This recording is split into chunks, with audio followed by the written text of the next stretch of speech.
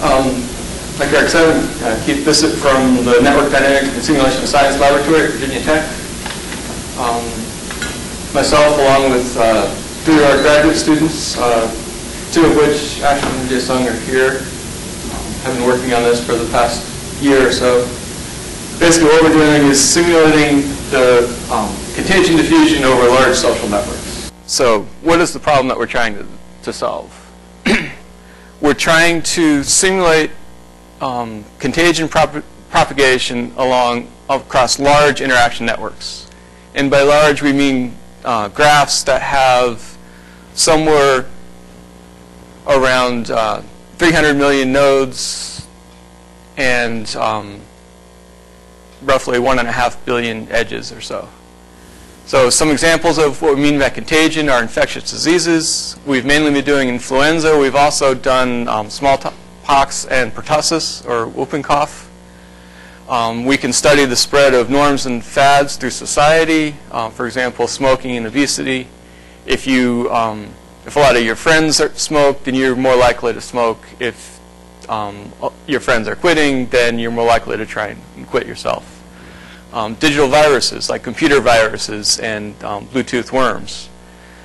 Something that we've just started over the past year is immune system modeling. So you have cells moving throughout the body, and you're simulating the interaction of the cells with each other, and they change phenotypes and react to things in their local environment. So what I'll be talking about specifically is episyndemics, or the Charm++ version, which we call Charm syndemics. It's an individual-based modeling environment. That means that each person is represented as an individual agent in the simulation. And each person has associated demographics with them, so we know people's age, their income, their household structure, where they live, where they go. And each interaction between 2 individual agents is modeled. So every time I walk into this room, my interaction with everybody else in this room is modeled. If I was sick and some proportion of you were infected, then there would be a probability of me infecting any of the susceptible people. We use a person location bipartite graph as the explicit network structure, so we know where we have people and locations, and there's an edge whenever a person visits a location. That creates an implicit person-person graph. The reason we don't represent that explicitly is has about 50 times as many edges as the person location graph. And since we have, what I forgot to mention, we have this synthetic population, each agent is unique. So they have a unique set of attributes, so we can't just read in the number of people and generate this stuff online. This all comes in from an input file. So for the United States, it's roughly 150 gigabytes of input data. So why do we do this? It allows us to represent time-dependent interactions. It allows us to calculate location-dependent interactions. So if I come in the morning, somebody else comes in the afternoon, even though we're in the same location, we're not there at the same time, so we don't interact. For some diseases, where you can infect a location and somebody else can come into that location later and get infected, then the temporal part is different. And we have a scripting language, domain-specific language, to specify complex interventions. So this is an example of that. This would be one particular configuration of the simulation. So we have 4 different interventions. We have vaccination, 3 different populations: adults, children, and critical workers. That could be, for example, your emergency responders, paramedics, police, firefighters. You may want to do something special with them to allow them to still respond to community needs. So depending on the population, there's a certain percentage of that population who gets vaccinated, and we can tell when they get vaccinated, or when the intervention gets applied. For vaccination, it's on day 0. We can do school closure. Compliance means something different here. When a school is closed, the children have to go somewhere. We're assuming that they go home, the compliant children will stay home after school is over instead of doing their normal activities. The non-compliant children would go out and do what they normally would have done. And this was just a modeling decision. This isn't baked into the simulation at all. All of this stuff up here is specified through the input to the simulation, not hard-coded into the simulation itself. Okay, and we do this, we close the schools when, on a county-by-county basis, when 1% of the children in that county have been diagnosed as having influenza. It didn't make it up here, but there's also a reopening condition when less than 0.1% of the children are infected. Quarantining critical workers, when 1% of the adults are diagnosed, we take those critical workers and we pull them out of the community, put them somewhere where they're isolated to protect them from being infected as well. And then there's a self-isolation intervention. Basically, if the disease gets really bad, 2.5% of the people get diagnosed, 20% of the people basically just withdraw to their house and they don't go out, assuming that they're afraid of getting sick. So even though they're still healthy, they withdraw. So down here we have a couple of examples of what we get out of here. There's basically 4 clusters of curves here. These are epi curves that come out of the simulation. The x-axis is the simulation day and the number of people who are currently infected. So doing nothing, isolation, quarantine, or both basically does the same thing. For quarantine, that's because the critical workers make up a very small percentage of the population. So you won't really see it on this curve. This curve is about 4 million people.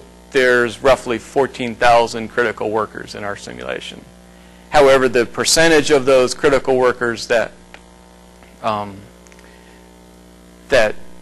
don't get infected when you quarantine them is significant. So it does make a difference. So this is a case where there's a difference between public policy where you're trying to save people and trying to do something with a specific population that may not help reduce the number of sick people directly, but it helps in dealing with the situation. The reason why isolation doesn't help is basically because that trigger is too high and the epi curve never gets up high enough for that to happen. So then this curve over here is a school closure, and you can actually see there's this peak here. This is where the school closure kicks in. It dips back down. This is where the reopening kicks in, and then it goes back up. It gets shifted later, and it doesn't get to the same peak that we have over here.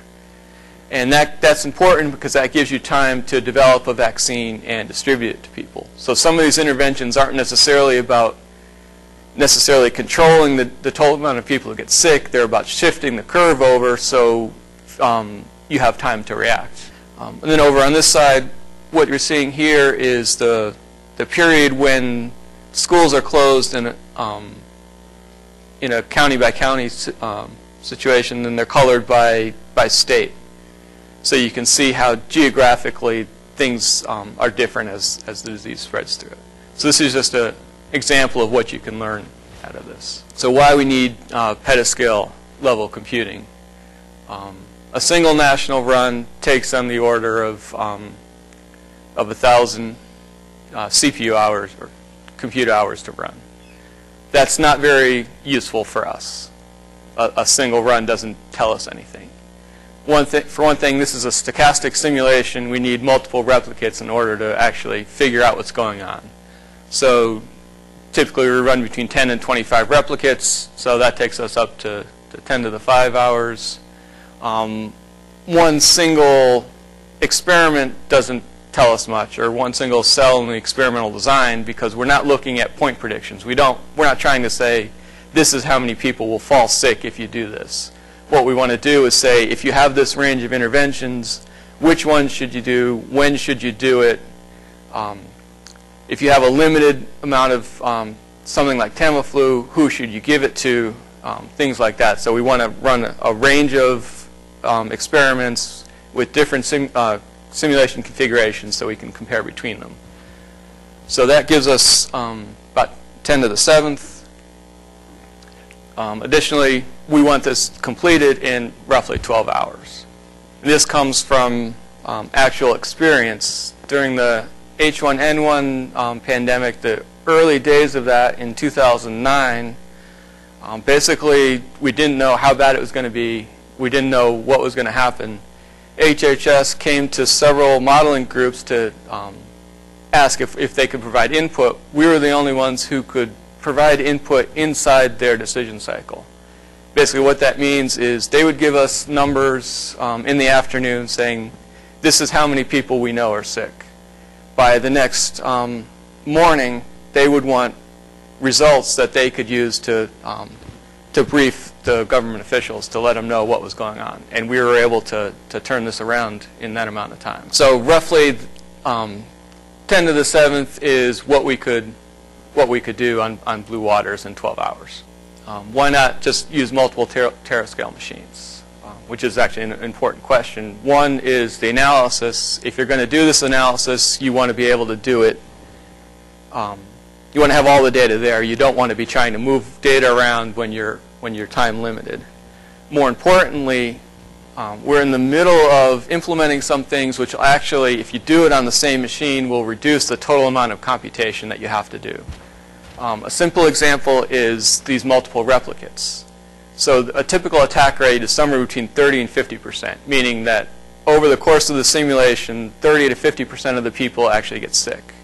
That means that there's 50% of the people who aren't getting sick, so they're the same in every replicate.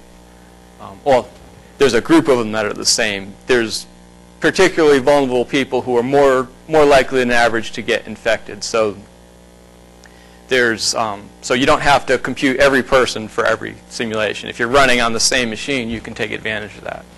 And there's similar things with the different cells in the experimental design. And I threw this in for Pete, who left. But if we can run this on Petascale, what do we need beyond that?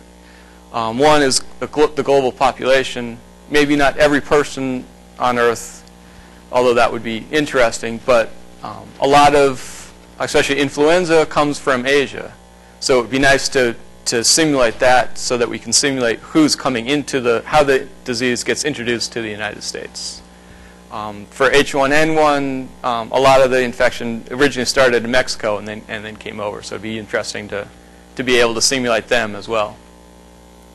We want to introduce complex individual behavior, how people are what's happening affects people's behavior. So the spread of fear through society to cause people to go out and get vaccinated, or alternatively to prevent them from going out and get vaccinated if people are affected by the anti-vaccination stuff that goes around. We want to include air travel in the system. We have an air travel model, but it's not incorporated into episyndemics yet. But that'll add computation. And then the immune system thing I modeled, I talked about, it's actually running on the same system. Roughly, right now, we can do 0.1% of the cells in the mouse gut. The way we're doing it is, yeah, because we basically do a spatial decomposition of the tissue, and then the cells move between those tissues. So roughly, I think we could do the entire mouse gut on something like blue waters. If we wanted to then move to humans, we would need something bigger than that. I don't know the biology, so I don't know what the scale is between those two, but you can just imagine based on size. So just an overview of the way the algorithm works. So what we're exploiting semantics of the simulation, which is that if I get infected today, I'm not immediately infectious. I can't infect other people until the virus builds up enough in my body so that I'm shedding enough virus to infect somebody else. So what we do, taking that into account, so in parallel, each person determines over the course of the day where they're going to go. So they have a schedule of the specific locations they're going to go to. Based on that and any public policy like school closure, plus their health state. If you get sick enough, then you're going to stay home rather than going out. Each person decides the locations that they're going to visit, the length of time they're going to visit each location, and their health state when they get there. And then the person sends a message to each location that they're going to visit. Then each location, currently it converts each message into an event pair, an arrival event and a depart event when that person is going to get to that location and leave that location. For each pair of people who are at that location at the same time, and one is infectious, one is susceptible, you calculate a probability of the infection being transmitted from the infectious to the susceptible person. For each successful transmission, you send a message back to the person saying that you're now infected. And then we collect those messages, and each infected person updates their state. If a person gets infected in multiple locations at the same time, we just pick the earliest one and say, you got infected here. You were exposed at this other location too, but it doesn't matter since you're already infected. And then the global simulation state is updated. So there's a couple of synchronizations that need to go on here. Before each location can start processing, it needs to know everybody who's going to be at that location during the day. So basically, this stuff needs to complete before this stuff starts. And again, this stuff needs to complete before this stuff starts. That's a broad overview. Actually, it's a very complex data dependency graph. A location only needs to make sure that it gets all the data that's going to arrive at it. So we have some, right now these are global synchronizations, which I'll talk about. We have some ideas about how to remove these. This is something, it's basically an all-all reduction. I don't think there's any way to get around that. This is global simulation state, like the total number of people who are infected, and people make their decisions based on what they're going to do on that state. So that really needs to be known everywhere. Just to go over how this is structured, so we have chars, which are these people managers and location managers. Each one collects manages a group of either people or locations. We do this to basically just control the granularity of the computation. And then there's some other chars which manage other information. So I think I've talked about that. The compute load for people is roughly constant. Each person takes about the same amount of time to figure out where they're going to go. Locations, it depends on the number of people who visit that location. So it's variable from location to location, and it also changes over the course of the simulation as people, both as locations change because you close schools, as people get sick, they stay home rather than going out, so things change around. We talk about the way we do the synchronization.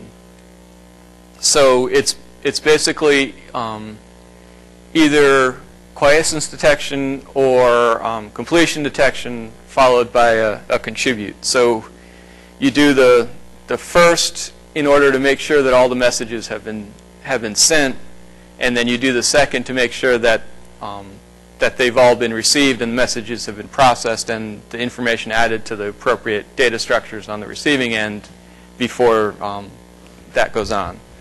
So either the QD or the CD will make sure that all of the people in the simulation have sent out all of the visit messages that they're going to, and then the contribute make sure that they've all been received by the locations and put in the appropriate location data structures before the locations continue processing.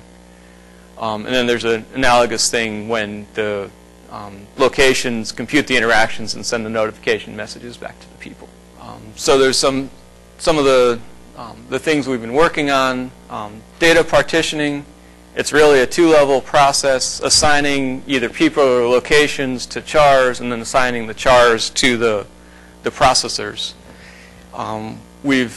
It makes sense, and we've actually shown that if you don't do this right, if you don't assign the right people to particular chars, then it makes a lot of other stuff very difficult. If you have a bunch of people assigned to a char and they don't communicate with the same locations, then it's hard to balance the communication because they're talking all over the place. If you combine all the people who talk to the same locations, then it makes reducing the communication much easier. So it affects the things like load balancing. So the original implementation was just round robin. We just parcel the people out in order. And that worked fine on a small scale when you're only dealing with a city, because every person pretty much can go to any location. When you scale up to regional or national simulations, basically things are clustered. People go to the locations that are around them, so it doesn't make much sense to put people together who are living on either ends of the country. We're playing with Metis to try and get that to partition the bipartite graph we have. Getting the weights on the Metis graph right is tricky. We're getting decent performance out of that, definitely better than round robin, but I think there's still improvement. And then a simple strategy that actually works particularly well is just to use a greedy assignment to assign locations to partitions. Basically, you assign you order the locations by the number of messages they're going to receive, which is roughly proportional to the amount of work they have to do, and then just go down and assign the heaviest one to the least loaded partition that you have, and go down that list. And then once you do that, you co-locate the people with the partition that has their home location on it. The motivation behind this is a person generally has multiple visits to their home location during the day. That's the location they visit most often, so that is an easy way to reduce the amount of communication that we're doing. And this kind of shows what we're doing. The dark blue line is the round robin thing that we had originally, and then Metis and co-location on a small number of P's. Co-location is definitely better. Looks like they may be converging here. We need to run out farther to see exactly what's going on there. Something else that we're doing, my feeling is that we're way far on one end of the message size number scale. So a visit message is 38 bytes. You do the math, and we have roughly 1.3 billion messages that are sent each time step. And a time step corresponds to a day, so we do roughly 120 to 180 time steps for a simulation. So we have a whole lot of real small messages. So sticking them together and transmitting them in groups is good. The way the simulation is designed, it's fairly latency tolerant, so you can leave these messages in these buffers till you get enough to send off in a group.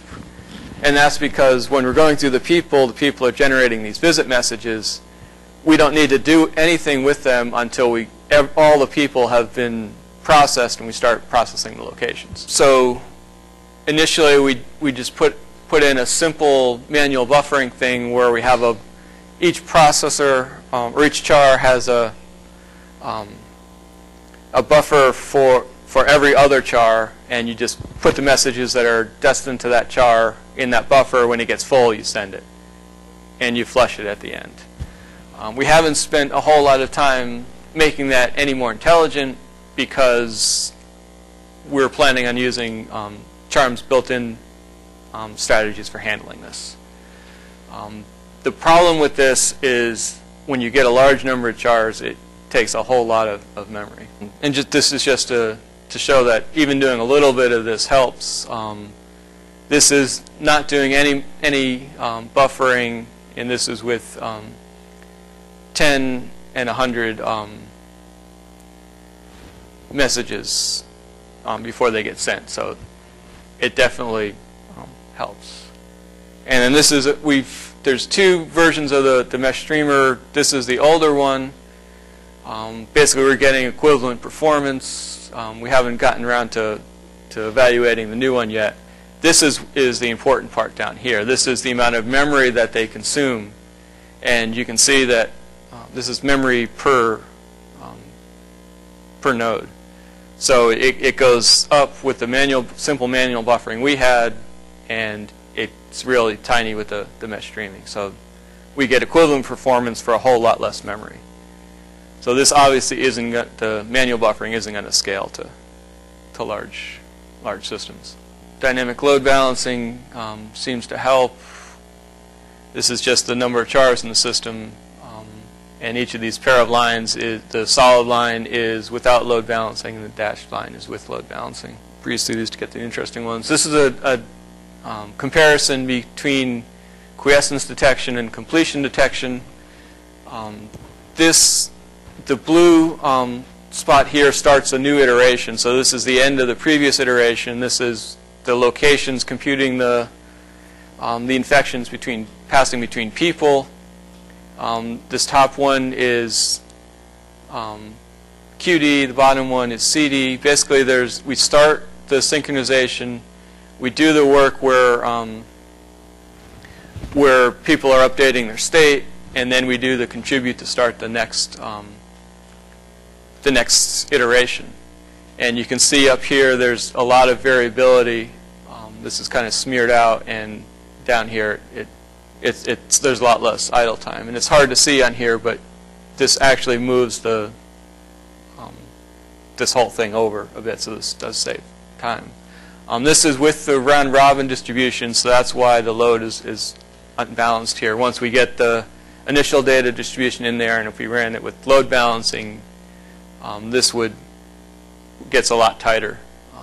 And the same thing over here. This is not within Charm++, but with the NPI code, we have a GPU version.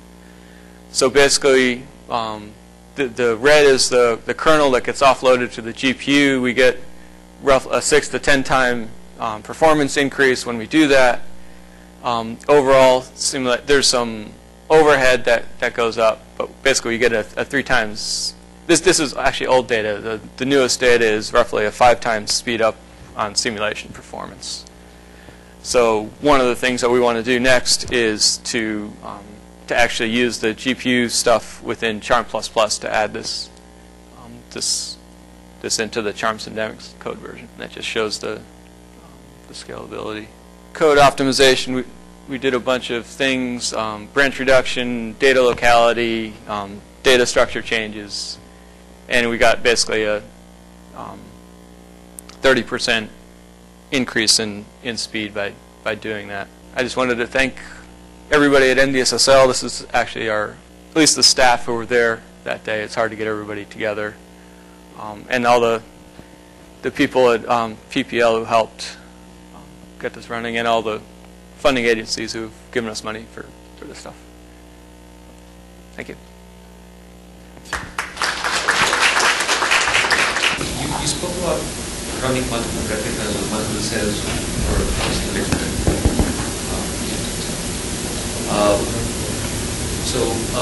Is it possible to actually run these replicas on the same set of processors so that the different phases of 2 different replicas can overlap with each other and yes. to be in one?